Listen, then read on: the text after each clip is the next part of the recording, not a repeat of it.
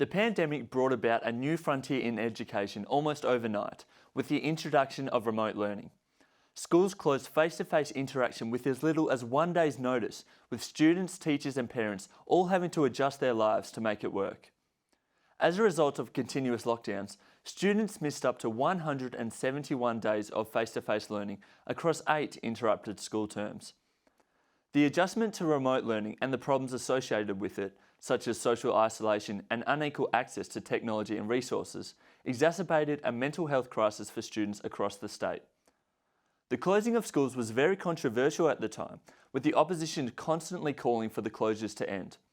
The Andrews government, however, responded like they did to a lot of things, with "we're following the health advice."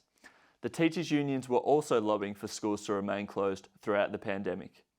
While students are back at school and socialising again, there are also some big challenges for education staff in the sector. For teachers, the past 2 years have seen rising dropout rates, increased teacher burnout and increased mental health challenges. These issues were all recognised by the federal government earlier this year, who announced they'll be working on a nationwide plan to support teachers.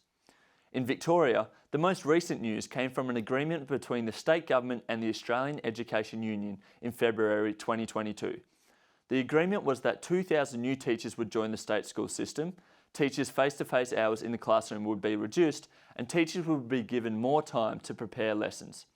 Teachers will also receive a 2% annual pay rise over the next 4 years. However, it is well below the 7% that the union was asking for.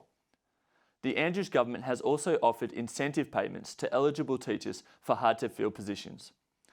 Turning to each party's election promises, the Labor Party has committed $3.4 billion to education, almost double the Liberals, who have committed $1.9 billion.